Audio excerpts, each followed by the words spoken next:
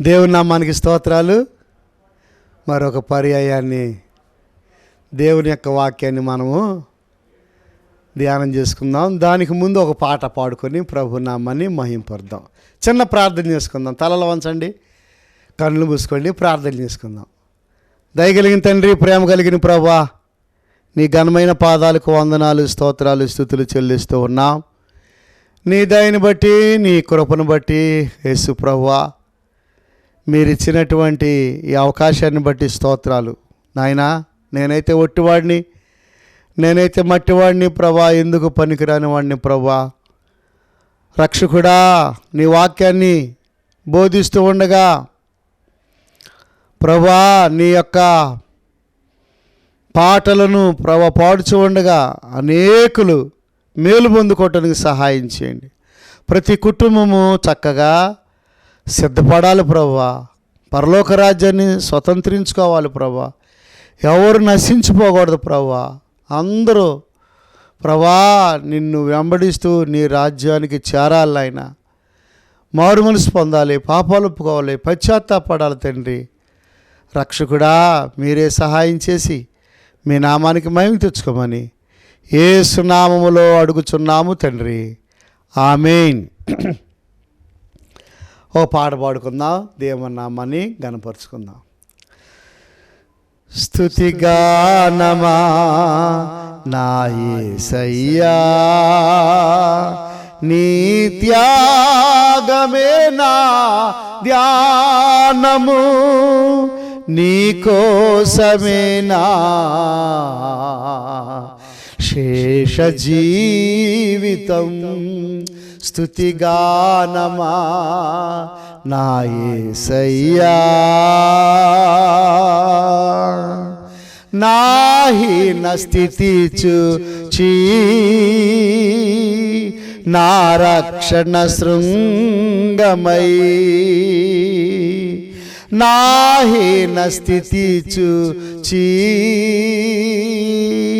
నా రక్షణ శృంగమై, నా సన్నిధి నీ తోడని నన్ను ధైర్య పరచినా, నా సన్నిధి నీ తోడని నన్ను ధైర్య పరచినా, నా నజరేయుడా, నా నజరేయుడా, స్తుతిగానమా నా యేసయ్యా. నీ కృప పొందుటకు ఏ యోగ్యత లేకున్నను, నీ కృప పొందుటకు ఏ యోగ్యత లేకున్నను,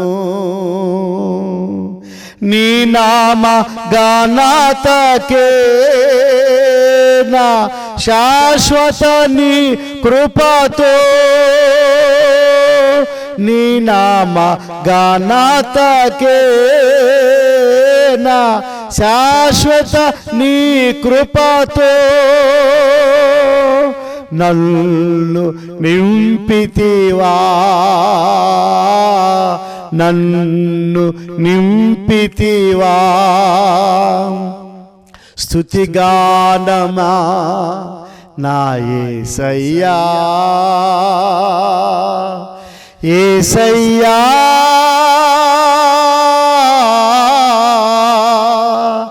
నా స్తుతిగానమా యేసయ్యా,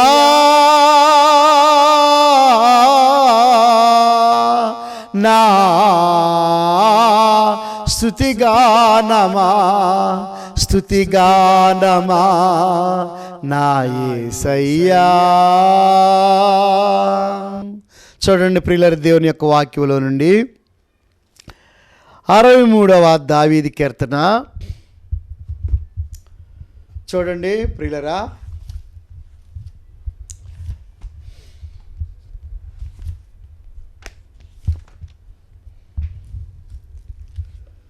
63వ దావీదు కీర్తన కొన్ని వచనాలు మనం చదువుకుందాం. దేవా, నా దేవుడవు నీవే, వేకువనే నిన్ను వెదుకుదును. నీ బలమును నీ ప్రభావమును చూడవలనని పరిశుద్ధాలయమందు నేనెంతో ఆశతో నీ తట్టు కనిపెట్టి ఉన్నాను. చూసారా ప్రియులరా, దేవుణ్ణి ఎంత ప్రేమిస్తున్నాడో దావీదు. దేవుడికి ఇచ్చినటువంటి ప్రిఫరెన్స్ భూలోకంలో ఆయన ఏ మానవుడికి ఇవ్వలేదండి. దేవుడే దేవుడే దేవుడే, నా దేవా యెహోవా అని సంబోధిస్తూ ఉంటాడు ఎప్పుడు. దేవా, లా దేవా. చూడండి, మొదట ఆయన నీతిని, మొదట ఆయన నామాన్ని, మొదట ఆయన నామ ఘనతని మనం ప్రేమించాలి ప్రియులరా. ఉదయాన్నే లేచిన వెంటనే దేవుని సన్నిధిలో మనం ఏం చేయాలి? మోకరించి ప్రార్థన చేయాలి. వేకువనే నిన్ను వెదుకుతును, నీ బలమును నీ ప్రభావమును చూడవలనని పరిశుద్ధాలయమందు నేనెంతో ఆశతో నీ తట్టు కనిపెట్టి ఉన్నాను. పరిశుద్ధ ఆలయమందు పరిశుద్ధమైన జీవితముతో నీ దేహము దేవునికి ఆలయమని మీరు ఎరుగరా? కనుక ఎవడైనను ఆలయమును పాడు చేసిన యెడల నేను వానిని పాడు చేసేదను. నీ దేహము దేవునికి పరిశుద్ధ ఆలయమై ఉండాలని దేవుడు నిన్ను ఎందుకు సృష్టించాడు తమ్ముడు? నీ దేహంతో నీ ఇష్టానుసారంగా జీవించమని కాదు, లెక్క లేకుండా బ్రతకమని కాదు. సిగరెట్లు తాగుతూ, బీడీలు తాగుతూ, త్రాగుడు, జోదం, రకరకాల వ్యసనాలకి బానిస అయిపోయి దిక్కులేని స్థితిలో నీవు చనిపోవటం దేవుని చిత్తము కాదు. దేవుని చిత్తం ఏంటంటే, నిన్నెందుకు సృష్టించాడంటే తన స్వరూపంలో తన పోలికలో దేవుడు నిన్నెందుకు సృష్టించాడంటే దేవుణ్ణి స్తుతించాలని, దేవుణ్ణి ఘనపరచాలని మానవుణ్ణి సృజించుకున్నాడు. చూసారా ప్రియులరా? అయితే ఈ మానవుడు నిజదేవుడిని విడిచి రకరకాల వ్యసనాలకి వాళ్ళు ఏమైపోతున్నారు? గురైపోతున్నారు. సాతానుని దగ్గరికి తీసుకుంటున్నారు, సాతాను మాట వింటున్నారు. కనుక ఇక్కడ భక్తుడు చూచినట్లయితే, పరిశుద్ధాలయమందు నేనెంతో ఆశతో నీ తట్టు కనిపెట్టి ఉన్నాను. ఎలా ఉంది అతని ఆశ చూడండి కింద భాగంలో. నీళ్లు లేక ఎండి ఉన్న దేశమందు నా ప్రాణము నీ కొరకు తృష్ణగొని ఉన్నది. నీ మీద ఆశ చేత నిన్ను చూడవలనని నా శరీరము కృషించుచున్నది. ఎవరిని చూడాలని? ఎవరు చూడాలని? దేవునిని చూడాలని. నీ మీద ఆశ చేత. ఎవరి మీద ఆశ? దేవుని మీద ఆశ. ఇంకా లోకం మీద, లోకపు మనుషుల మీద, ధనం మీద, ఏదో సంపాదిద్దాం, ఏదో మనము మరి పేరు ప్రఖ్యాతులు సాధిద్దాం. ఆ ఆశలు ఏమీ లేవు ప్రియులరా, ఆ ఆశలు ఏమీ లేవు. చూసారా? గమనించిన ప్రియులరా, తన ఆశ అంతా ఒకటే. ఏంటి ఆశ? అంతా ఒకటే. ఏంటి? దేవుని చూడాలి, దేవుని బలాన్ని అనుభవించాలి, ఆయన ప్రభావాన్ని అనుభవించాలి. ఈ భూమి మీద నేను బ్రతికి ఉండగానే దేవుని కొరకు గొప్ప కార్యాలు చేయాలి. ఏ కార్యాలు? దేవుని ఎరిగిన వారు గొప్ప కార్యాలు చేస్తారంట. అందుకు దేవుడు ఈ భూమి మీద నిన్ను నన్ను సృష్టించాడు. దేవుని కొరకు ఘనమైన కార్యాలు, దావీదు, మరి దావీదుని పుట్టించాడంటే దావీదు ఎంత గొప్ప కార్యాలు చేశాడండి ఆ దేశంలో. దావీదుకి ఎంత పేరు వచ్చింది, దావీదుకి ఎంత ఘనత, ఎంత దేవునిని ఆరాధించేవాళ్ళు, దేవుని కొరకు బ్రతికేవాళ్ళు, దేవుని మీద ఆశపడేవాళ్ళు, వాళ్ళు ఎప్పటికైనా ప్రయోజకులు అవుతారు. కనుక దేవుని వాక్యం చదవాలని, చూసారా, దేవుని వాక్యాన్ని దేవారాత్రులు ధ్యానించువాడు ధన్యుడు. దేవుని సన్నిధిలో పాటలు పాడాలని, ఆయన్ని ఘనపరచాలని, ఆయన మహిమపరచాలని. చూసారా ప్రియులరా, సహోదరుడా సహోదరి, దేవుడు ఎన్నో గంటలు నీకు ఇస్తున్నాడు. దేవుని నామాన్ని ఘనపరుస్తున్నావా? దేవుని నామాన్ని స్తుతిస్తున్నావా? ఎంత సమయాన్ని నీవు వ్యర్థం చేస్తున్నావు? ఎంత సమయాన్ని నీవు నీ ఇష్టానుసారంగా నీకు నచ్చినటువంటి విధంగా వాడుకుంటున్నావు? కాదు కాదు ప్రియుడా, సహోదరుడా, ప్రియులరా, అలాగూ కాదు. దేవుని చిత్తము జరిగించువాడు నిరంతరము నిలుచును. చూడండి, నీ కృప జీవము కంటే ఉత్తమము, నా పెదవులు నిన్ను స్తుతించును. చూడండి, తన పెదవులతో, తన అంతరంగముతో, తన ప్రాణముతో ఏమంటున్నాడు 103వ కీర్తనలో, నా ప్రాణమా యెహోవాను సన్నిధించుము, నా అంతరంగమునున్న సమస్తమా ఆయన పరిశుద్ధ నామమును సన్నిధించుము. నా ప్రాణమా యెహోవాను సన్నిధించుము, ఆయన చేసిన ఉపకారములలో దేనిని మరువకము. చూసారా, ప్రాణము, ఆత్మ, శరీరము, ఈ మూడు సమ్మేళనమే మానవుడు. ఆత్మ బాగైతే ఆటోమేటిక్గా శరీరం బాగుపడది, ప్రాణం కూడా తృప్తి కలిగి ఉంటుంది. ఆత్మ పరిశుద్ధపరచబడాలి.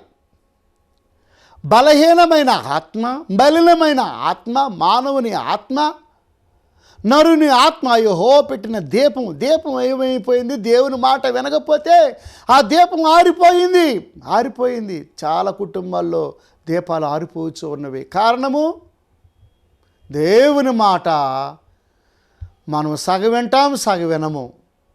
దేవుని మాట పూర్తిగా విన్నవాడు, దేవుని మాట పూర్తిగా ప్రియులరా దేవునికి లోబడినవాడు ఎలాగా పూర్ణ హృదయముతో, పూర్ణ ఆత్మతో, పూర్ణ వివేకముతో ఆయనను ఆరాధించాలని దేవుని యొక్క వాక్యంలో మనం చదువుట్లేదా?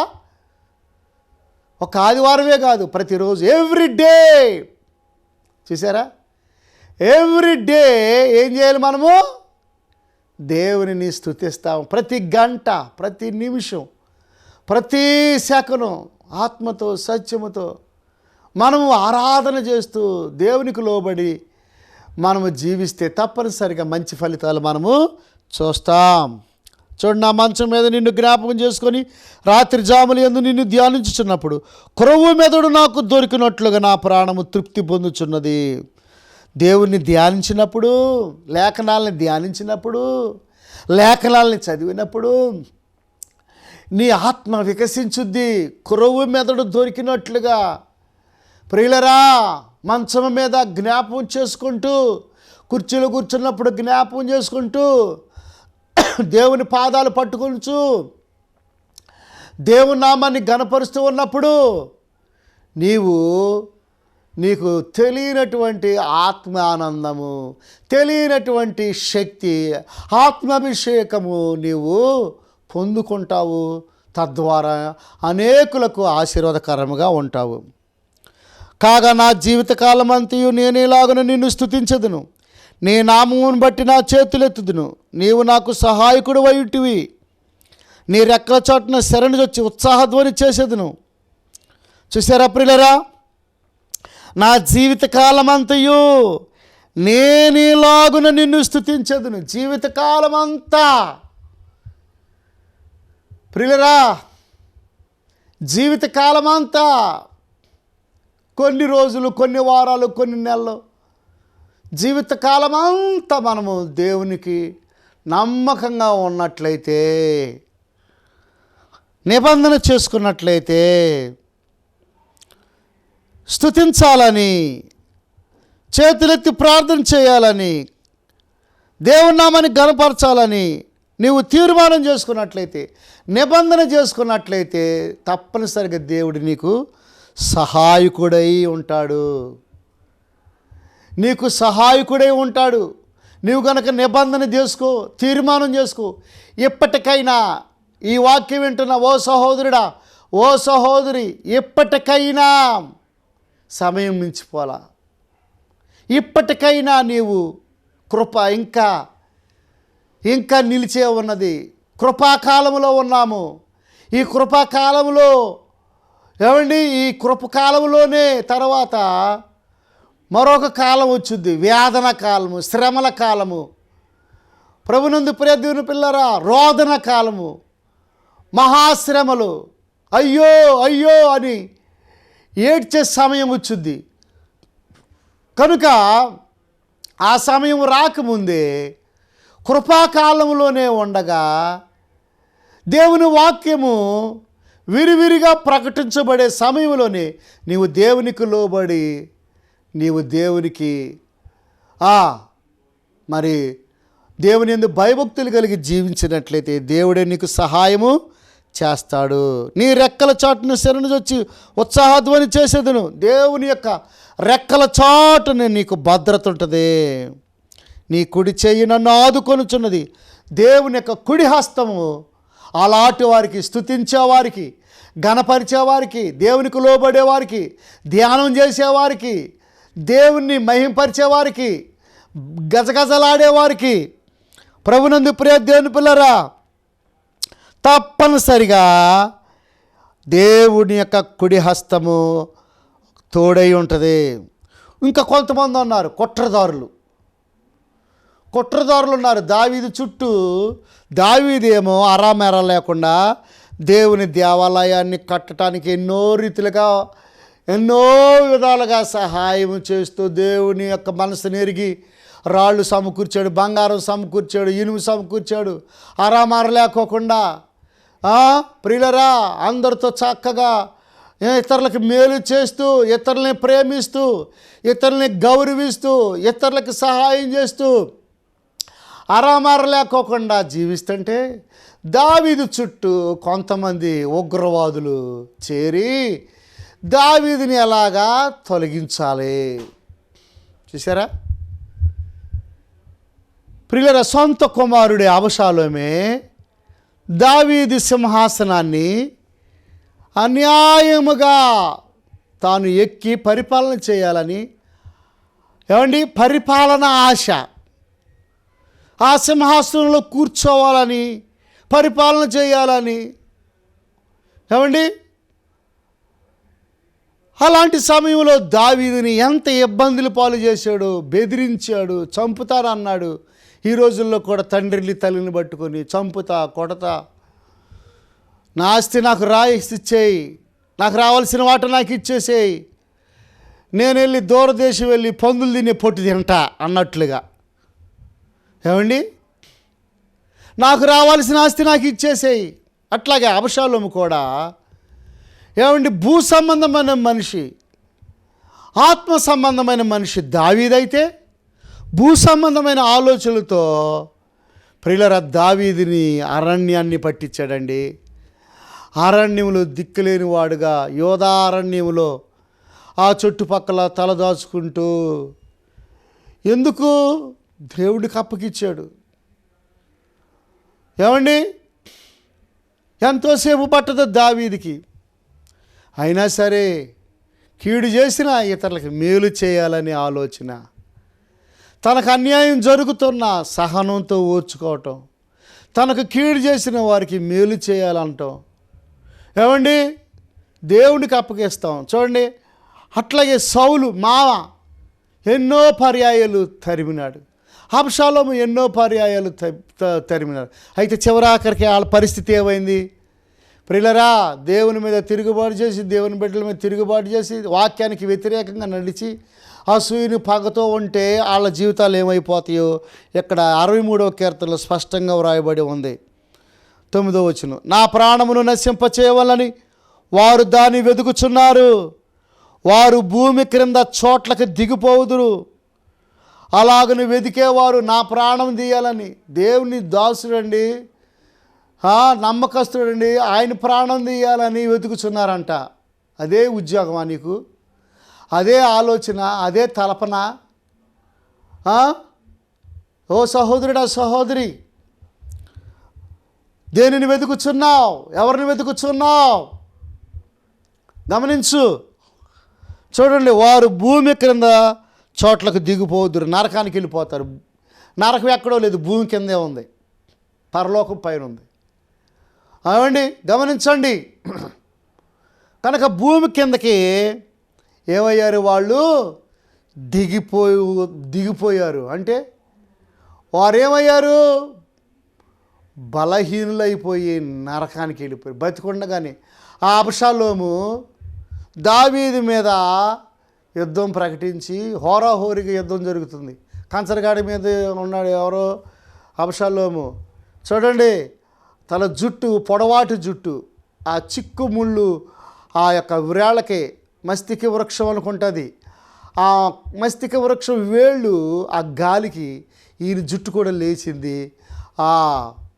ఆ వేళ్ళు పట్టేసినవి, భూమికి ఆకాశానికి వేలాడుతూ ఉన్నాడు. కంచరగాడి వెళ్ళిపోయింది. చూసారా? యావాబు గురి చూసి కొట్టేసేసాడు. వారు ఖడ్గము పాలగుదురు. నీతిమంతులు ప్రాణం తీయాలనుకుంటున్నావా? నీతిమంతులు నువ్వు విసిగించాలనుకుంటున్నావా? నీతిమంతులు విషయమై నువ్వు జోక్యం చేసుకుని వాళ్ళతో నువ్వు తేడా పెట్టుకున్నట్లయితే దేవుడు దిగి వస్తాడు. ఓ సహోదరుడా, సహోదరి, ఏమండి, నక్కల పాలగుదురు, వారు ఖడ్గము పాలగుదురు. ఏమండి, లోకాన్ని ప్రేమించేవారు, శరీరాశిని ప్రేమించేవారు, నేత్రాశిని ప్రేమించేవారు, జీవపు డంబాన్ని ప్రేమించేవారు, ధనాన్ని ప్రేమించేవారు, ఉరియే పేరు ప్రఖ్యాతులను ప్రేమించేవారు. గమనించండి సహోదరుడా, సహోదరి, కట్నాలను ప్రేమించేవారు, ఇహలోక సమస్యలను ఏమండి వాటిని ప్రేమిస్తూ వాటిలో ఇరుక్కొని రాజకీయాల్లోనూ రకరకాల విషయాల్లో చిక్కి నీవు ఖడ్గము పాలైపోతావు, నక్కల పాలైపోతావు. అలాగున నీవు ఉండటం దేవుని చిత్తము కాదు. 11వ వచనం, రాజు దేవుని బట్టి సంతోషించును, ఆయన తోడని ప్రమాణము చేయు ప్రతివాడు అతిశయులను. చూసారా?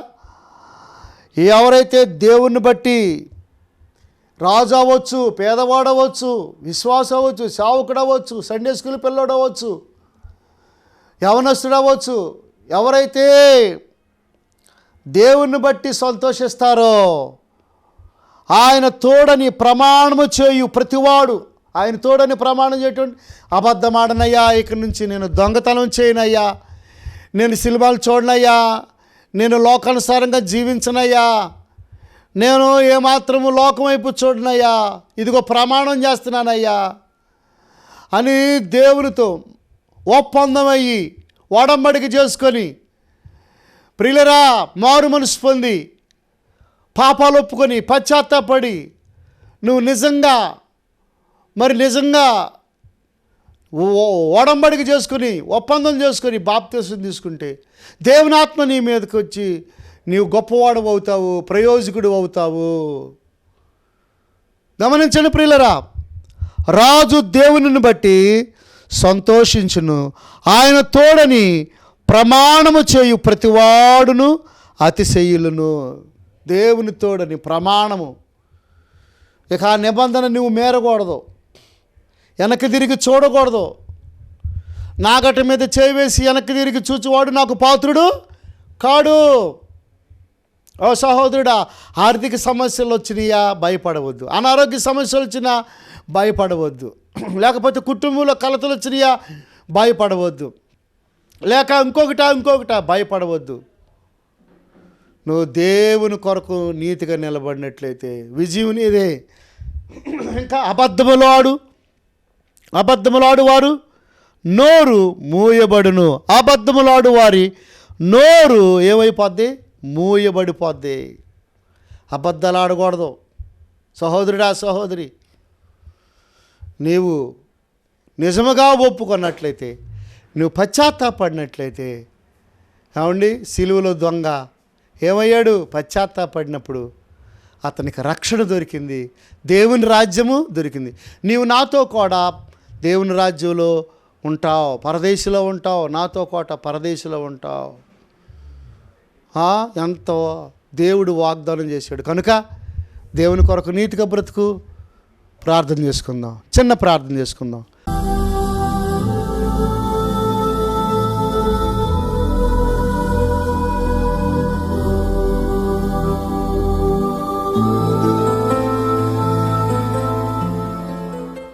పరిశుద్ధమైన తండ్రి, ప్రేమ కలిగిన ప్రభువా, నీ పాదాలకు వందనాలు. దావీదులాగా నిన్ను స్తుతించి నిన్ను గణపరిచే భాగ్యము మాకు దయచేయండి అయ్యా. అబద్ధములాడు వారి నోరు మూయబడును. ప్రభువా, అబద్ధాలు ఆడకూడదని నీ వాక్యంలో మీరు చెప్పినారు. అలాంటి వారు నక్కల పాలైపోతారు, తిరుగుబాటు చేసేవాళ్ళు ఖడ్గము పాలైపోతారు. అలాగని మేము ఎక్కడ దాని కొరకు మేము ఎక్కడ ఉండకుండా నీ కొరకు నీ మీద ఆశ చేత నా ప్రాణము తృష్ణుకొని ఉన్నది అన్నట్లుగా మేము బ్రతికే భాగ్యం మాకు దయచేయమని మహిమా ఘనత ప్రభావములు మీకు ఆరోపించుకుంటూ యేసు నామములో అడుగుచున్నాము తండ్రి, ఆమేన్. తండ్రి ప్రేమ, కుమారుని కృప, పరిశుద్ధాత్మ సహాయం కూడి ఉన్న మనకు సకల పరిశుద్ధులకు సదాకాలము తోడైండును గాక. ఆమేన్. God bless you. దేవుడు మిమ్మల్ని మీ కుటుంబాన్ని దీవించునుగా గాక. ఓకే.